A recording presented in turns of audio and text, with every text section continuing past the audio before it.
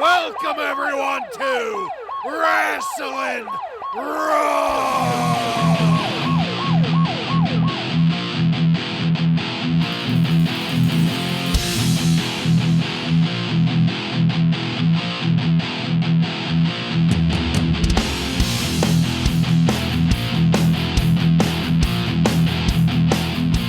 You're listening to Wrasslin Raw, the podcast that takes you back to when the new generation took over the WWF. Thank you for joining us. You're here with Ryan Arico. Sorry, but with the gravity of the recent news, I don't really have any funny intro ready today. I'm in complete shock. The Shat, William Shatner himself, is going to be on Raw next week. I'm speechless. I can't wait. Yeah, there's something that we all needed to look forward to and maintain a little hope moving forward here. Joe Gimateo. I don't have anything funny either. I'm just happy to be back. I was knocked down last week, and I'm happy to be back. I thought I had some food poisoning. I'm happy to report it's not the coronavirus. All right. Yeah. I went to the doctor. He ran the normal, questions and, about my bowel movements.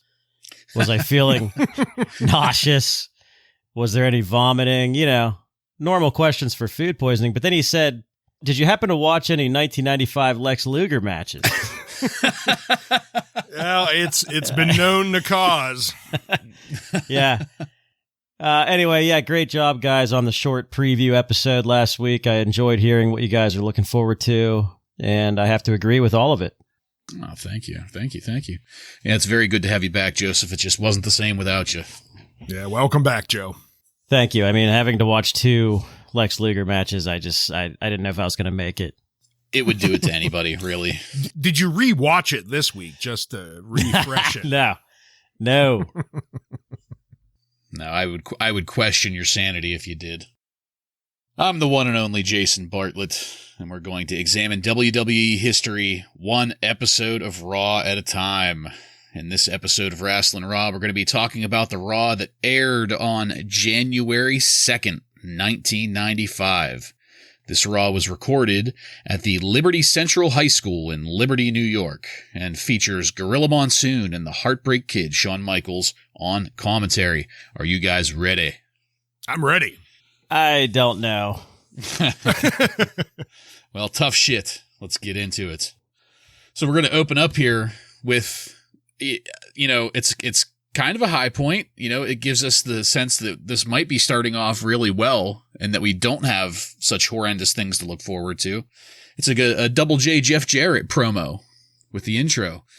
Double J is standing there saying, "Oh yeah, tonight is the night. It's what everybody's been waiting on. Yes, sir, everybody is here to see the country music singing sensation." The roadie is there behind Double J, being a great lackey. He hands Double J a cup of water and says, "Ain't he great?" And this is going to take us to the intro sequence. Gorilla Monsoon is filling in for Vince McMahon here, and they're excited about the singing debut of Double J Jeff Jarrett. Apparently, Rod Stewart set an attendance record in Rio de Janeiro, and it's going to pale in comparison to what we've got here. This whole time, though, the $1 Million Man's intro music has been playing behind the announcers, and we're going to head into our first match of 1995. The $1 Million Corporation, Bam Bam Bigelow and Tatanka, with the $1 Million Man, Ted DiBiase, take on the Allied Powers, although they are not billed that way at first. This is Lex Luger and the British Bulldog, Davey Boy Smith. This is going to end in a double countout in 8 minutes and 43 seconds. While Monsoon and Michaels were talking, Tatanka and Bam Bam were already making their way to the ring. Once they get there, we hear the USA chant that begins Lex Luger's entrance music. There's a moderate pop for Luger here, and I can't help but wonder if this tag action is going to do him any better than singles action did. I was so naive going into this. Bam Bam and Tatanka don't waste any time and immediately go to work on Luger, and the Bulldog doesn't even get to have an entrance. He has to run down to the ring after the fact to join the melee. It's obvious to me right off the bat that Luger doesn't have the awareness of his surroundings, and he leaves Bam Bam to go after Tatanka while the Bulldog already has Tatanka. Since the Bulldog then has to go to Bam Bam, Luger tries to work on Tatanka by attempting a whip off the ropes, but Tatanka has to veer to the side because the Bulldog and Bam Bam are working right where Luger left Bam Bam. It seems to me that Luger got a little antsy in the pantsy, trying to recapture the glory of the greatest heel turn in the history of professional wrestling, and is just jumping the gun a little bit too much here. Things finally get settled down as Lex and Tatanka go to their corners, and we have Bam Bam and the Bulldog getting down to business. But wait, after some punches being thrown, Luger is going to tag himself in off the Bulldog's back, go in after Bam Bam with a clothesline from the second rope. Bulldog gets a second clothesline, and then Luger goes in for the pin. This is less than a minute and a half into the match, and I said out loud as I was watching this, Luger, what the fuck are you doing? As Lex acts surprised and disappointed that he didn't get the 3 count already. Now it's Luger and Bam Bam in the ring, and here come the arm bars. I can't believe Bam Bam has to sell for this jackass. Bam Bam tags Tatanka in. I'm assuming he just couldn't put up with it anymore. The crowd starts with a somewhat weak USA chant, despite the fact that Tatanka is a Native American of the Lumbee tribe, and his tribe were here much, much more time before Luger's Aryan mesomorph ancestors ever got off the boat. Lex does a piss-poor job of selling a chop from Tatanka, then only lets Tatanka get one more hit in before trying to resume the offensive. It really seemed to me that this is where Tatanka is getting tired of Lex's shit, because he starts pummeling Lex with rapid-fire hits that Lex has no choice but to sell.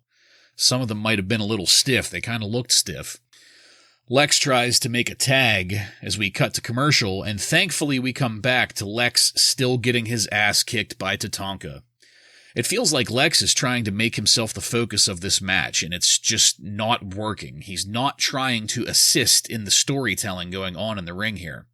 When you get glimpses of the faces of the other guys in the ring, they all look bored and annoyed. They go through a quick 3-shot sequence of the British Bulldog's face, Bam Bam's face, and then Tatanka's face, and they all share the same facial expression, which is, what the fuck?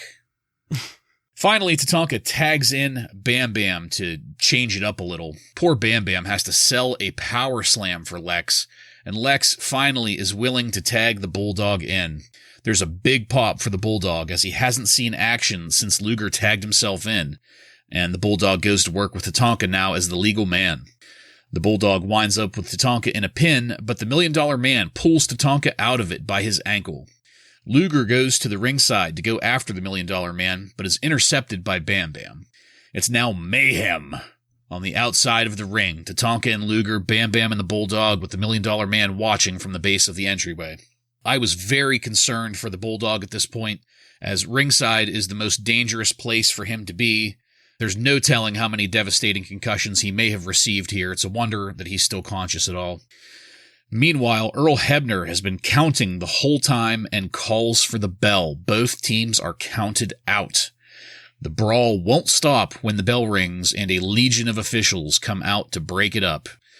There's going to be sexy swinging saxophone sounds to take us into our next segment. But first, Joe, why don't you tell us what you thought of our introduction to 1995? Oh, man. This is... Happy New Year! We've mentioned it before, and I wondered it again if Gorilla and Michaels were even there, and they are not. They're definitely not there. I don't know if you guys noticed. No, I mean, it makes sense. Yeah. You mention it, but no, I didn't look it up.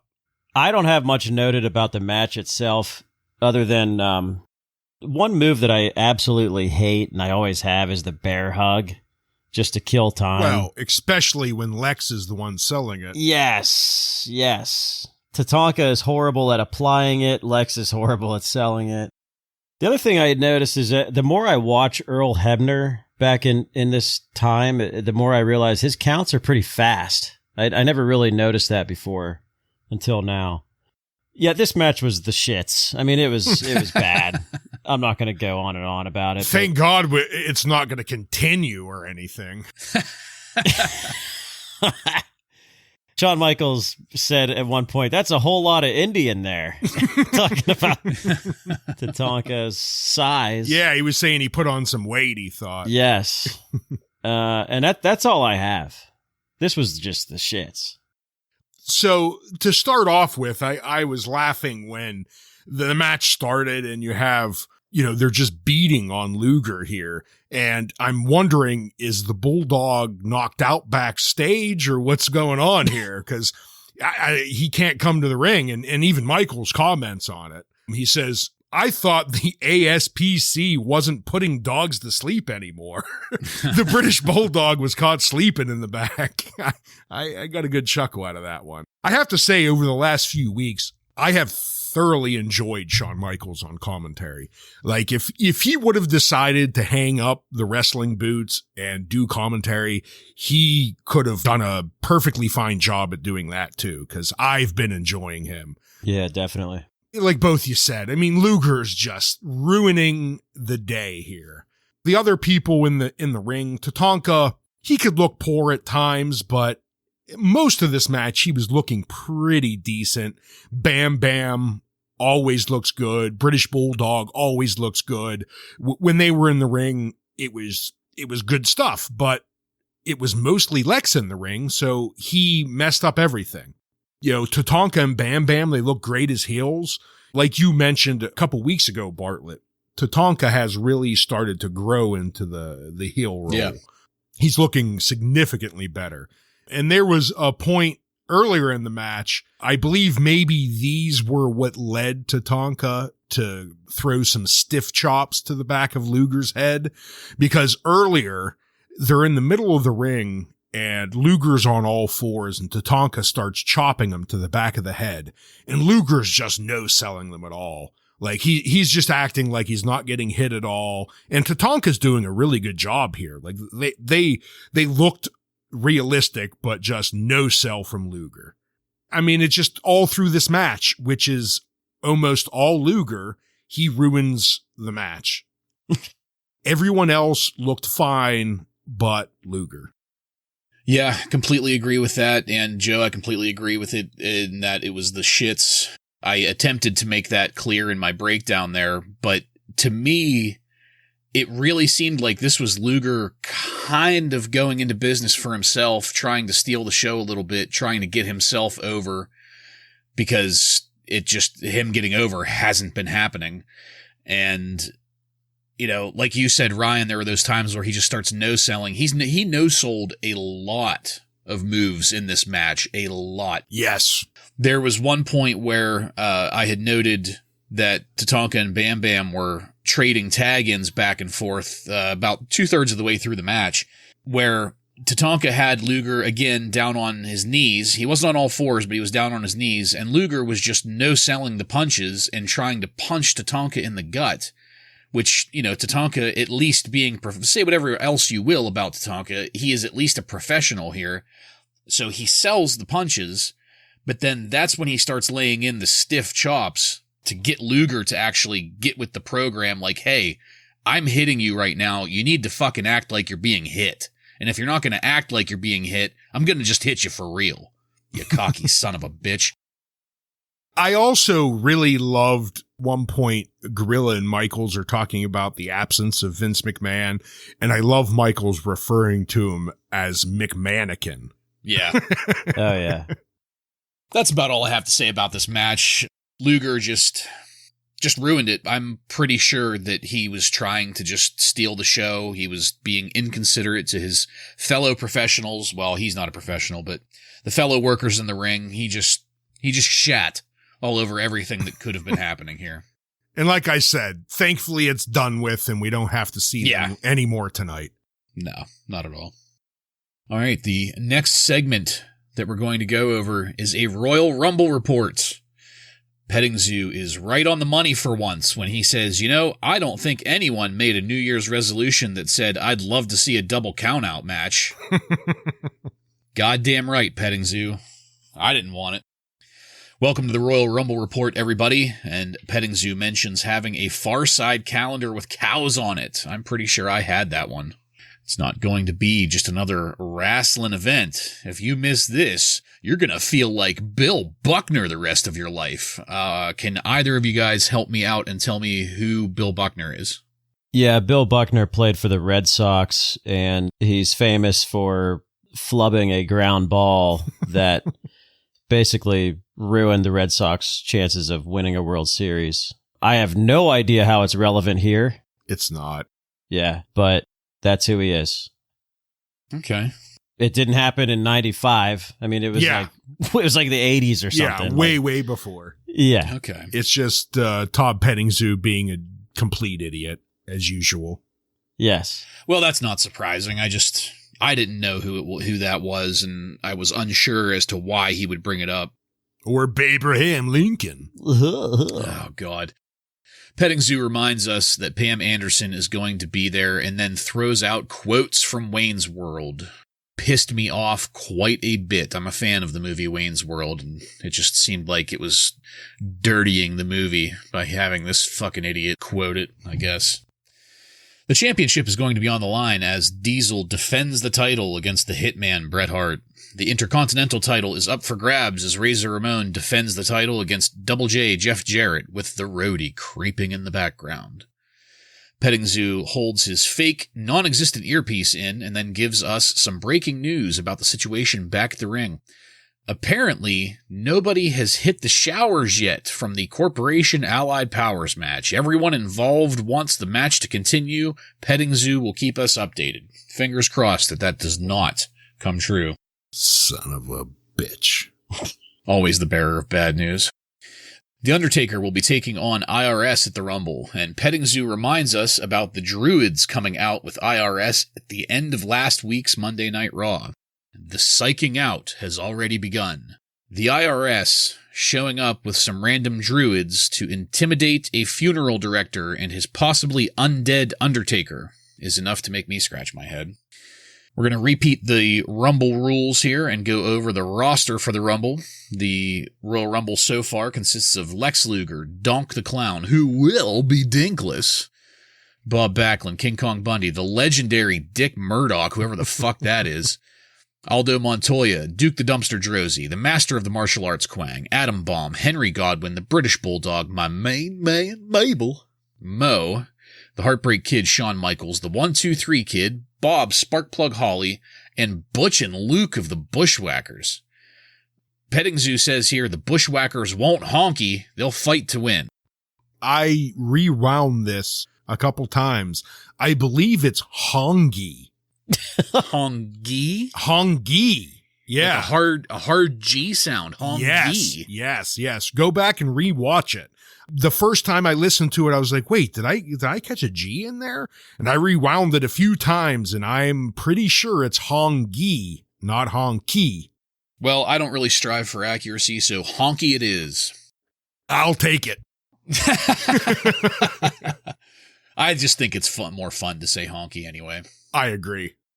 The tag team champs will be determined at the Royal Rumble as well. Call your cable company right the fuck right now. Briefly, guys, Ryan, then Joe, has this report raised your excitement level for the Royal Rumble at all? No. Okay, good. Joe? I mean, it's identical to the last one. And just scrolling through the superstars in the Rumble just shows how pathetic it's going to be. Well, we didn't know that Butch and Luke of the Bushwhackers were going to be in last time. That's true. That's true. And, you know, I actually completely forgot about that IRS Undertaker feud until this reminder. Well, gentlemen, we're going to go back to ringside.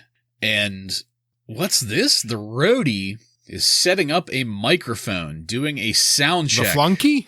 The cable puller? Talking on a walkie-talkie, getting things ready to go. How about that? They finally addressed him as the roadie. Yeah. Yes. Also, we established that he is an actual cable puller. Yeah. Right. Yeah, he's doing the full setup there. Sound checks on everything. But next, we're going to have Duke the Dumpster Drozy in action. and this is going to take us into our next match. Duke the Dumpster Droese defeats Mike Bell by pinfall in 1 minute and 34 seconds. And Mike Bell is our Jobber of the Week. Take it, Ryan. Thank you, Jason. Mike Bell is this week's jobber.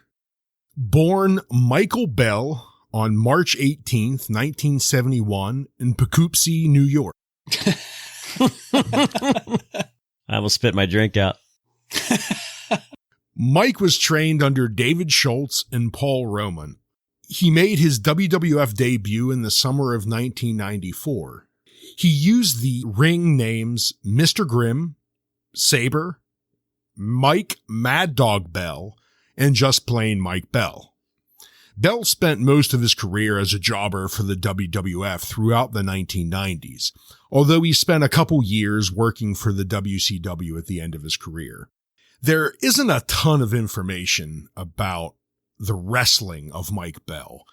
He never really made it big in the wrestling world, but he did have a memorable match with Perry Saturn on a taping of Monday Night Raw back in 2001.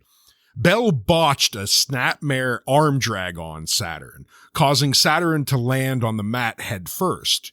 Then a legitimate fight broke out in the ring between the two over Bell's perceived lack of professionalism and in-ring ethics.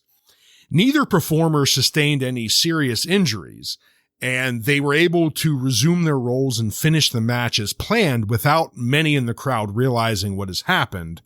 But Mike Bell's career in the WWF was very short-lived after this incident. It's hard to talk about Mike Bell without bringing up his well-known drug problem. Bell can be seen in two different documentaries made by his brother Chris Bell, Bigger, Stronger, Faster, and Prescription Thugs. Both focus on the prescription drug abuse problems faced in America. Sadly, on December 14th, 2008, Mike Bell was found dead at a rehab facility in California. It was ruled that he died from an inhalation-induced heart attack brought on by huffing a can of dust off. Bell was only 37 years old. That may have been the saddest Jobber of the Week segment. I agree. It probably is the saddest Jobber of the Week we've done. Maybe number 2 behind Chris Canyon. Yeah. That one was sad. That one's pretty sad too. I agree. Holy shit, man. Yeah. Rough life for him. Yeah. Just imagine, guys, he was our age.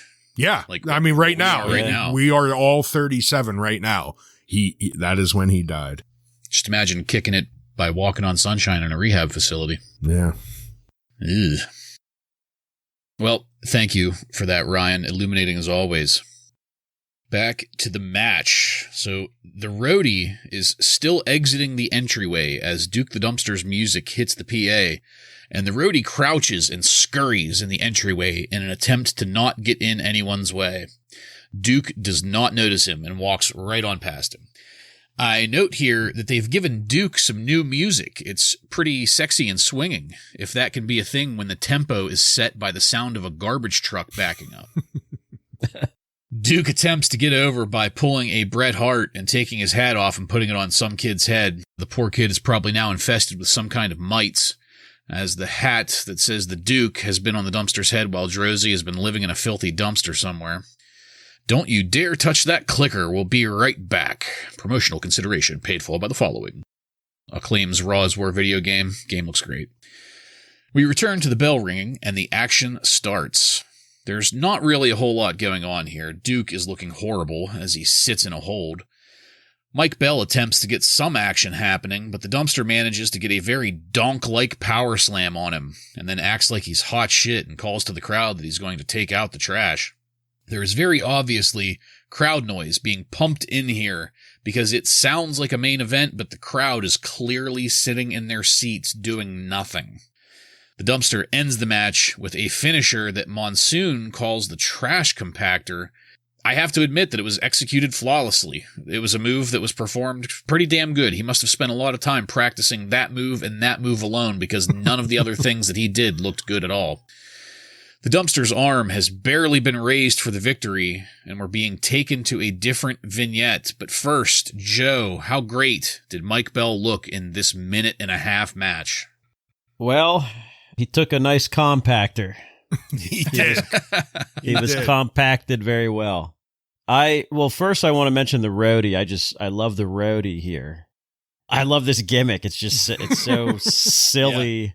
And he's really good at it. I mean, it's no surprise that he went on to be a charismatic star later, you know? Yeah.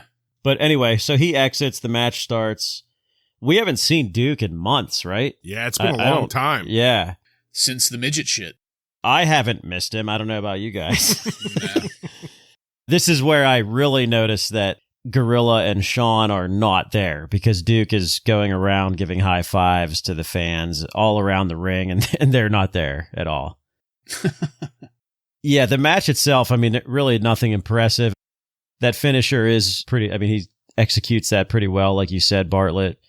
But yeah, other than that, there's not much to talk about. But Tech War was mentioned. I don't know if that's a TV series you guys ever watched or not. It lasted 2 seasons with Bill Shatner. Oh, I watched it. Yep. I did not. It's a very short match. And like you said, Joe, we have not seen Duke in months, it seems. He tries to pull the Bret Hart with the hat here, but this little girl was not feeling it. She pulls it off immediately. I was getting a good laugh. Like, soon as he puts that dirty, filthy hat on her, she takes it off like the piece of garbage it is. In 1.5 minutes, what type of moves are we really going to talk about? I got a kick out of, though, Michaels decides to give the USA Movie copy here, and he's talking to Gorilla, and he's giving Vince a tough time about how serious he is about it all the time, and how it's easy, it's just a couple lines. And then sure enough, Michaels fucks it up. Right in the middle of it, he messes it up, and you can just tell in his head, he's like, motherfucker, Vince is going to have my ass about this. God damn it. God damn it, pal. And we also learn here during this match that William Shatner will be here next week. As I said in the intro, am looking forward to that. You both mentioned the Duke's compactor looking pretty tight here, and I have to say the Duke himself looked a little bit better. He was a little bit less sloppy. I think the few months that he's been gone, I think he's been working a little bit, because yeah, this compactor looked really sharp.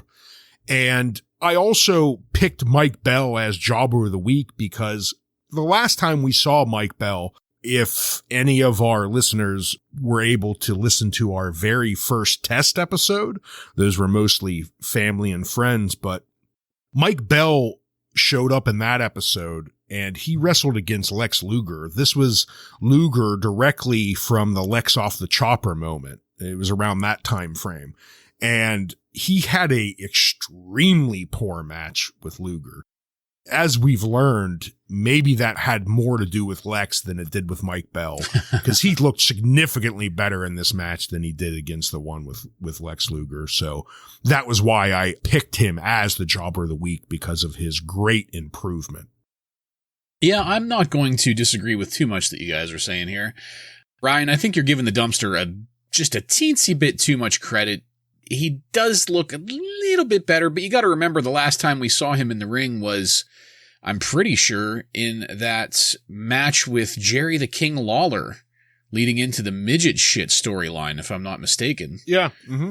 And that match wasn't great at all. It was terrible. It was fucking horrible, but I don't know. I think 1.5 minutes is just nowhere near long enough to really gauge any kind of increase in his ability. All I'm saying is the compactor looked better and he looked to be in a little better shape. That's it. I'll give you the compactor. He still shouldn't be on TV. No. I almost want to say that maybe the whole reason that this match was only 1.5 minutes was because they didn't think he could handle any more than that. I don't know. Probably not. I don't think he could. Well, we'll move it along here to our next segment, which is a Kama vignette. We're going to have footage of Kama working out and training, doing some mixed martial arts in between footage of Kama driving through the desert on a motorcycle. Kama coming soon to the WWF. We get back to ringside where the roadie is still setting up for the singing debut of Double J Jeff Jarrett. But just quickly here, guys, Ryan, then Joe, is it safe to say you guys are still on board with this new superstar comma after this vignette? I am. I loved this vignette and the way he just destroyed these 120-pound kids in this video. These people that he had him destroying looked like they were 7th, 8th grade. I don't know, but it was hilarious. Yeah, I love the vignettes, and this is so far away from Papa Shango that people wouldn't even know. Yeah. So I think it's pretty good. Yeah, I agree with both of those. The tiny little people that he was smearing in this vignette, and yeah, good call on that, Joe. Like, I knew he was Papa Shango, obviously, but yeah, it has been quite a while since we've seen him, and it is a significant difference, him having hair here, this Balrog haircut. Next up, we're going to have a tag team tournament update. Monsoon is going to give us a current breakdown of the brackets. Last we heard, Bam Bam and Tatanka had advanced through after that devastating squash of Mo, and the Heavenly Bodies had thankfully eliminated the Bushwhackers. Apparently, in this past edition of Superstars, where the tournament is taking place, Owen Hart got caught cheating against the Head Shrinkers, resulting in a disqualification, and the Head Shrinkers advancing in the bracket. The Head Shrinkers will be taking on Bam Bam and Tatanka in the semifinals. Next week will be the Smoking Guns taking on Well Done, and Well Done's ring outfits seem to get progressively worse and worse, as this time they're wearing bright yellow Chippendales stripper bow ties and what look like neon blue tights. Any additional comment you want to add to this here, Joe? I personally thought that Owen and Anvil would at least advance to the semis, but here we are. Yeah, no, I don't have anything really noted here on that one, other than just, the fact that the Head Shrinkers are advancing. Ryan? Pass. Yeah, I thought, too, that Owen and Anvil would be moving on, but I guess not. Whatever. Yeah. Just a little disappointing as an Owen Hart fan. Yeah, no, definitely. I can take or leave the Anvil, but, Next up is going to be King's Court. Monsoon and Michaels are going to talk over the majority of what Jerry the King Lawler is saying here, but I do hear Lawler say that the only thing better than one king is two kings, and here's the King of Hearts himself, Owen Hart. The lights go down, high energy hits, and I am breaking my fucking neck. Owen comes down casually, cleaning himself off with the towel that he snagged from the submission match at Survivor Series. Owen wants to talk about himself, and the King is going to praise Owen's performance at Survivor Series. The King says that Stu and Helen Hart are thinking of giving Brett up for adoption after his match at Survivor Series, and Owen says, yeah, they should have done that long ago. Owen goes on to review how great of a year 1994 was for him, beating Brett at WrestleMania, which he knew all along would happen. It's no big deal. He became the King of Hearts at the King of the Ring. But the greatest thing of all was at the end of the year, when my brother Brett lost his World Wrestling Federation title, and it's all because of me. Owen goes off on this situation, recounting the events of Survivor Series, and the King plays lackey to the story perfectly. This is a great back and forth. Owen is going to give us a scoop, and that scoop is going to be that Owen will win all of the championships in the WWF, and unlike Brett, he's going to retire as champion. The real announcement here is that Owen Hart is going to be entering the Royal Rumble and plans on winning it to take the championship at WrestleMania. High energy hits, and we get a shot of a little girl in the audience with a sign that says, Owen is the Queen of Hearts. Owen drapes himself in the pink and black towel and exits the ring. Ryan, what did you think of this edition of King's Court? Fantastic King's Court. I mean, we get Owen Hart, so it's no surprise. I love Owen Hart coming out with the Bret Hart towel from Survivor Series still. Yeah. Wiping himself on his way down to King's Court. Just fantastic work out of Owen, as always. I mean, it's almost becoming boring how often we have to mention Owen Hart is fantastic. The only thing that I thought a little bit odd about this is that we're talking about Survivor Series, and it just seems so old at this point. Like it was so long ago, but they're talking about it like it was just last week. That was the only little thing that kind of stuck out to me at this point, but it doesn't really matter because when Owen launches into the story about him convincing his mom to throw the towel, it's nothing but gold. It's everything we look for out of a King's Court. As we know, they always hinge on who the guest is. And this week we have Owen Hart, and it's an absolute treat. First off, I want to say, again, going back to the tag team tournament real quick, just a moment of silence for Mo's career. But the King's Court, I thought it was above average. I'm not as high on it as Ryan is, but I think it was a nice reminder of what is happening with Owen and Brett, just to kind of just keep that going. And Ryan, like you said, this pretty much is exactly what you want out of a King's Court. You know, setting up feuds, keeping feuds going, that type of stuff. That's the kind of stuff you want, not midget shit. Or donk, yeah. Or donk. So, yeah, that's pretty much all I have noted here. One additional thing. This is just one line from the 2000 Insult book. He's a man of rare intelligence. It's rare when he shows any. Jeez. Why you gotta be so hurtful? Another golden nugget, thanks to Jerry the King Lawler. I appreciate him giving me the knowledge about that book. Boo. Yeah. Burger King. Yes. Well, I have just as much enthusiasm for this episode of King's Court as you do, Ryan, especially in context with the rest of the episode that we've had so far. As far as significant portions of this episode, we're coming off of a Lex Luger match and a Duke the Dumpster Droese match. It's good to have some actual talent in the ring for once so far tonight, even though they're not actually wrestling. I'll take what I can get at this point. But we all know that I'm an Owen Hart fan, so it should be no surprise that I really enjoyed this.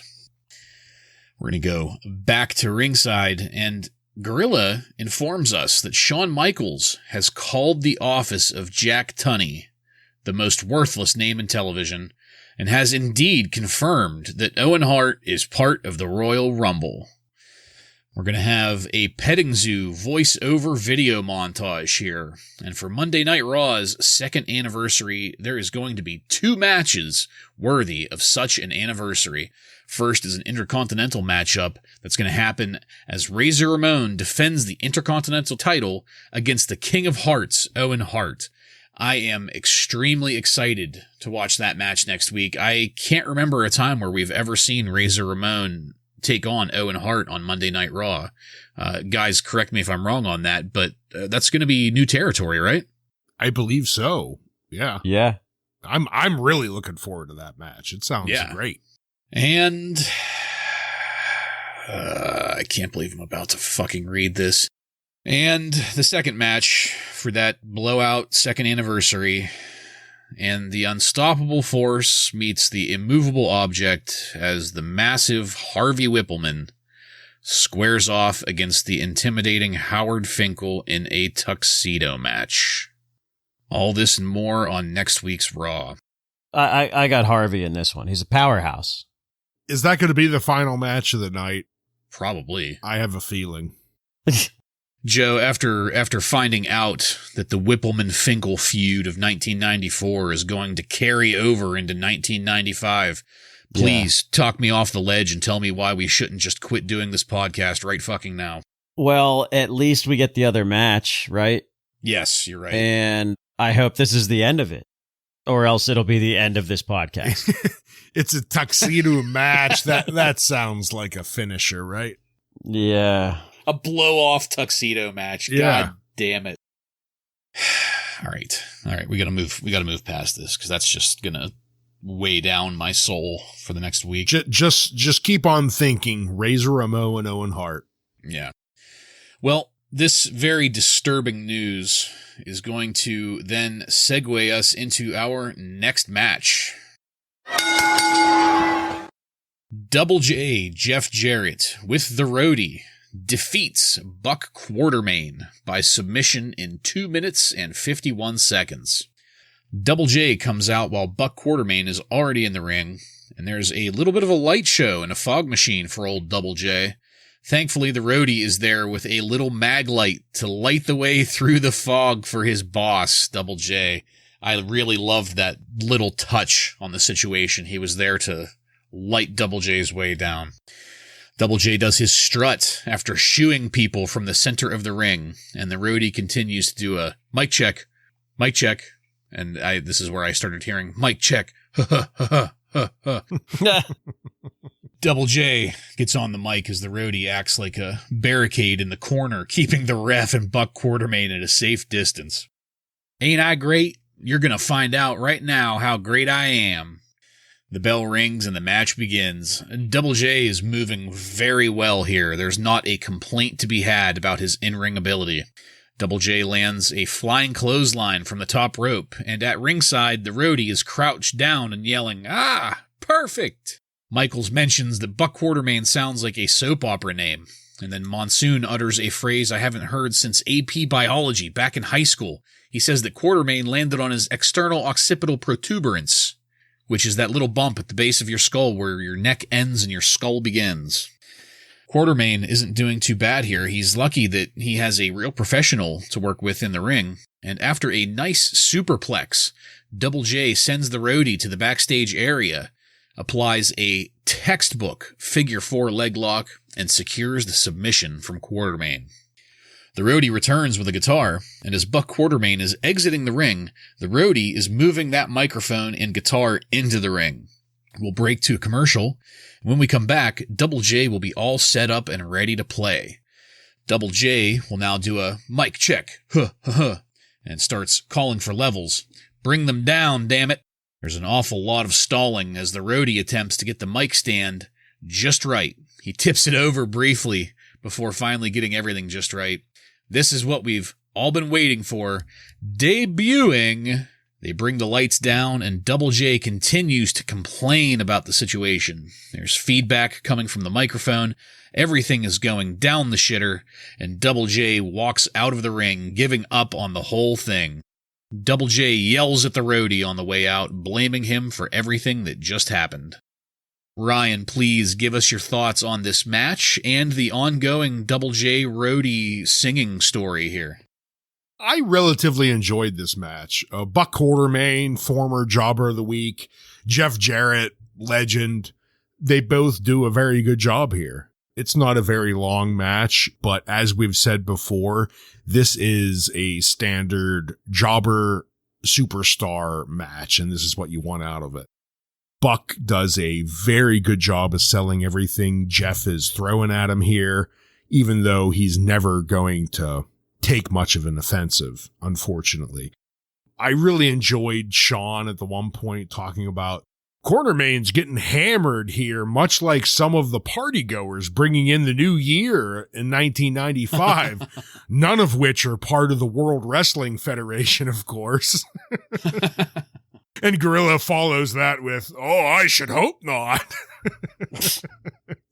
Yeah, I bet Shawn Michaels wasn't partaking in any of that festivities for the new year.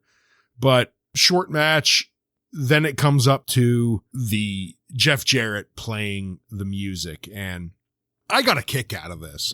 I think everyone watching it knew what was going to happen. There was just going to be a bunch of stalling, and then he wasn't actually going to sing. But I love the way they just threw this all on the Roadie, and that it was all the Roadie's fault. The Roadie fucked up. Way to go, Roadie. You ruined everything. Yeah. As far as the match itself, the only thing I have noted is that Gorilla Monsoon, I feel like he was taking a couple shots at Ric Flair during this match, because he was talking about the strut that Double J does, and he was saying that the strut was stolen from Nature Boy Buddy Rogers.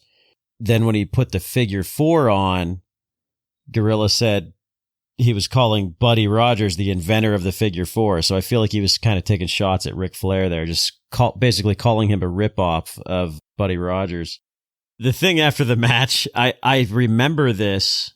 I remember this and I enjoyed it. I think it's pretty good storytelling. I think it's giving us something to look forward to. They mentioned it last week.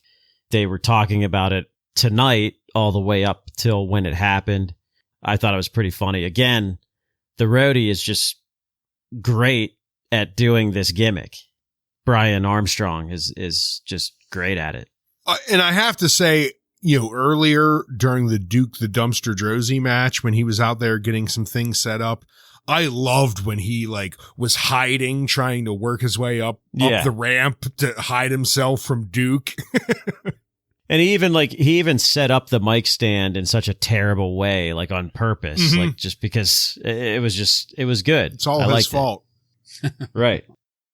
Yeah, I agree with both of you guys. This match was pretty damn good, and this whole storyline is great. I remember this from back in the day. I'm very pleased to see that it has held up over the years as being entertaining still. And Joe, you're absolutely right. The roadie is he has fully embraced the gimmick, the character, the storyline. He is totally on board with this, and it shows. It absolutely shows in the performance. I'll leave it at that. The next segment that we're going to have here, we're going to talk to Super Dave Osborne. He has a new show. We're going to talk to him about it. So apparently, Super Dave Osborne bought a hotel in Vegas and is going to be having a new stunt there every week. Now, for those of you who might not remember, Super Dave Osborne was a comedic take on Evel Knievel, supposedly doing stunts that always ending in funny ways and getting botched, and it was a shtick that he had. We're going to get a clip from the Super Dave's show. Apparently, there's a critic talking shit about Super Dave, finally asking Super Dave why anybody should watch his show, and Super Dave glances to one of his bodyguards, who then punches the critic, knocking him out. There was an obvious laugh track over this segment. I can't not hear them everywhere now. Yeah, dead people laughing. Monsoon brings up Super Dave's opening stunt, where there was a quote-unquote slight miscalculation, of course, and Super Dave ends up parachuting into the glass wall entrance thing of a large building in Vegas. I'm assuming it's the hotel that he mentioned earlier. Wasn't funny at all. Joe, briefly, do you have any thoughts on Super Dave Osborne or this show that he's pitching here? I don't even remember this show existing. I remember Super Dave, but not the show. Yeah, it maybe lasted. Maybe it was just like a special. I don't know. But this has nothing to do with wrestling. Came out of nowhere. I mean, I loved him as Funkhauser on Curb Your Enthusiasm. And yeah. Rest in peace. I think we lost him like a year ago. So I always enjoyed him as the surrogate in Arrested Development. Yes. Yeah. Yes. But yeah. I don't have much to say about it. Okay, well, I tried, guys, to prolong things and not get there, but this is where things get a little weird, because we're going to go into the last match of the night, which is the same as our first match of the night. Except this time, the Allied Powers, Lex Luger and the British Bulldog, defeat the $1 Million Corporation, Bam Bam Bigelow and Tatanka, with the $1 Million Man, Ted DiBiase, by pinfall in 11 minutes and 13 seconds. We come back from commercial, and the match is already well underway. Bam Bam is working on Luger. He gets Luger into a great suplex, and we're going to have a repeat of the first match so far. This is just Bam Bam and Tatanka taking turns beating on Luger, and Luger barely keeping up with the program. Like I said, almost an exact copy of the first match for a good portion of this. Luger blatantly no-sells some hits from Tatanka as Tatanka is tagging Bam Bam back in. We're going to have another quick commercial break. When we left, Luger was laying on his back in the center of the ring, and when we come back, Luger is laying on his back in the center of the ring. The no-sells continue, so do the quick tags between the $1 Million Corporation. Luger is finally able to get the tag to the Bulldog, and now we'll see some real wrestling action. Whoops, I spoke too soon. Luger puts himself back in the ring to give Bam Bam a clothesline out of the ring. The Bulldog whips Tatanka into the ropes just after Bam Bam climbed back up. Tatanka hits Bam Bam, and Bulldog takes the opportunity to roll Tatanka over in a pin for the 3 counts. While the Flex Express is happening in the ring, the $1 Million Man is yelling at Bam Bam and Tatanka at ringside, moving blame back and forth, and they're all arguing with each other. Ryan, what did you think of this continuation of our episode's opening match? Wow. Yeah, I mean, the concept of it, I like. So if this was not a match involving Lex Luger, I love the idea that they kind of start the match at the beginning and then it gets counted out, but no one's satisfied. So we're going to settle this at the end of the match. That is a great idea. It falls completely apart when you involve Lex Luger in this, though, because he's in, as Michaels correctly points out, 85% of this fucking match. It's just mind-boggling. I don't get it. I mean, there's a point where it seems like Michaels is just as frustrated as we are, because he ends up just laying into Lex Luger. He says, Luger's looking a lot lethargic. He's always lethargic. And then Michael starts talking about all of Luger's career throughout 94, basically. And Michaels feels that Luger's lack of talent has really been exposed in the WWF.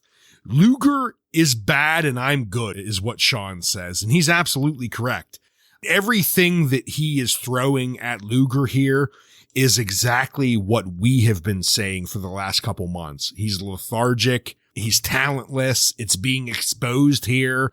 Like, I really think Michaels hated Lex Luger and was trying to get fans to hate him as well here.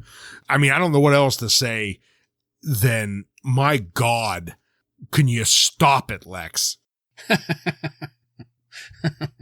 I will go ahead and say that outside of the midget shit, we're coming up on a 2-year anniversary here, right? Next week is the 2-year anniversary show. Mm-hmm. Correct. Of Raw. And outside of the midget shit, this, in my opinion, was the worst Raw moment up to this point within these 2 years.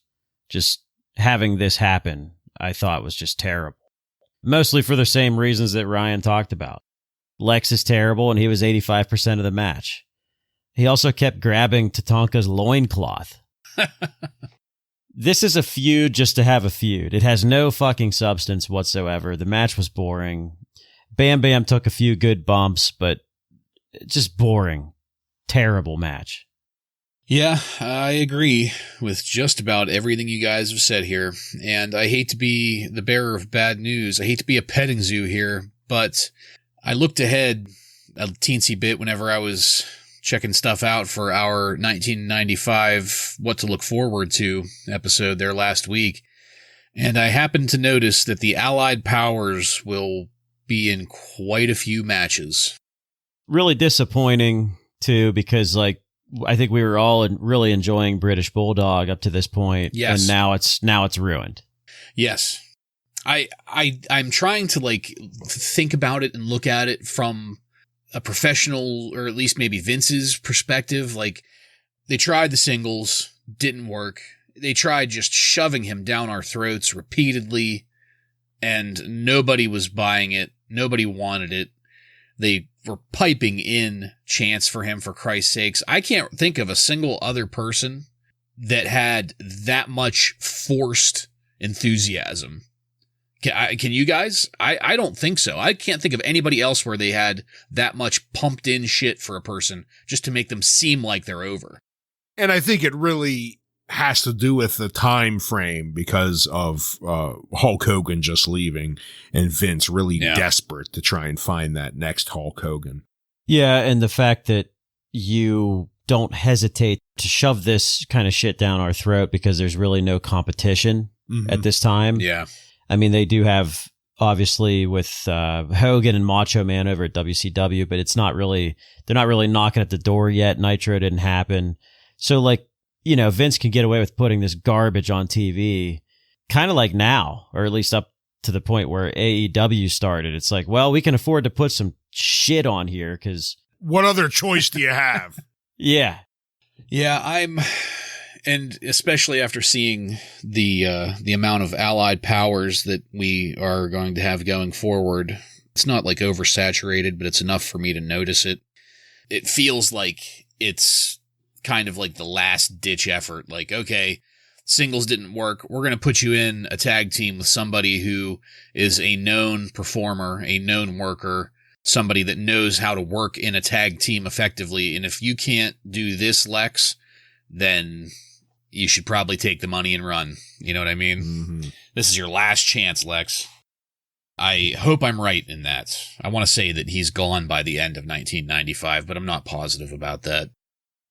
All right, so we're going to wrap up the episode here. Next week on Raw, Howard Finkle versus Harvey Whippleman in a tuxedo match. The Intercontinental title will be on the line when Razor Ramon defends the belt against Owen Hart.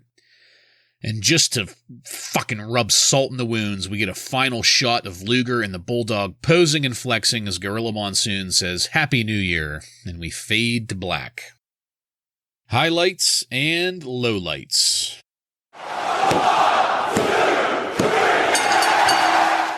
Joe, why don't you go first? So not much to highlight here, but I'm liking the slow build of the Double J singing gimmick. I like I said, I remember seeing this when I was a kid, and it's good to see it again. I'm also looking forward to seeing Kama, like I mentioned before. It's a lot different from Papa Shango, so it's going to be a whole different version of Charles Wright, the performer. And it's probably the gimmick that I kind of remember the least out of his three.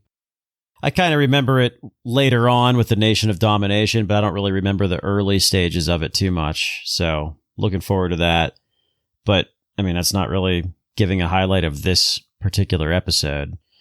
Low light is the fact that they made us watch that trash Lex Luger match again. For me, highlights, Owen Hart in the King's Court.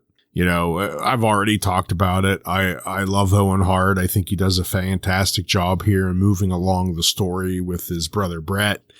It's kind of sad that the best thing of the night isn't a match by any means. It's just Owen Hart talking, which of course brings me into the low light. I think we're all going to be in agreement here tonight. The Allied Powers versus Tatanka and Bam Bam, but more specifically Lex Luger. Lex Luger is ruining wrestling right now, and he needs to go. Ruining the entire fucking industry. Yeah. One armbar at a time. I have to think, if I'm watching Raw on January 2nd, 1995, I might think about not ever watching it again. Yeah. Yeah. This was an extremely bad Raw. Yeah, and you're absolutely right, Ryan. I am going to be agreeing with you on this one. Highlight of the night is Owen Hart in the King's Courts. You know, I said all I needed to say about that. I love Owen Hart. He did a great job. Low light, Lex Luger. In not one, but two matches. Two fucking matches. And let's see, just for the sake of my point here, we are going to have a grand total of 20 minutes. That's rounded up conservatively. We are going to have a grand total of 20 minutes of Lex Luger in this episode of Raw. Between the two matches combined, 20 minutes. The hardest 20 minutes of my life. I need to go see a doctor, just like you, Joe. Yeah, I mean, it's half the episode. It's no surprise that it was causing you to uncontrollably shit and vomit all over the place. And we need to wrap this up because I'm feeling it again. Well, before we do that, and before you lose your lunch all over the place some more, do you have any contemporary wrestling news for us from on and around January 2nd, 1995? I do. So once again, my main source is The Observer, And Dave Meltzer reports that the Holiday Wish Tour was a large flop. So I guess that didn't go too well. Vince McMahon is, Meltzer's talking about some of the roles within the company here, just kind of giving an update on that. Vince McMahon is remaining as the booker, obviously. Pat Patterson and Bruce Pritchard are in charge of writing television. And Jim Ross is currently serving as Mr. McMahon's bitch. He doesn't say that. He calls him his assistant, but we know what that is. Yeah. That sounds like a ball washer. Yes. Grapefruits. There's already a lot of talk about Diesel not being the answer, and Pat Patterson is taking some heat for the whole Bob Backlund booking, I guess. He hasn't even defended the title yet. Right.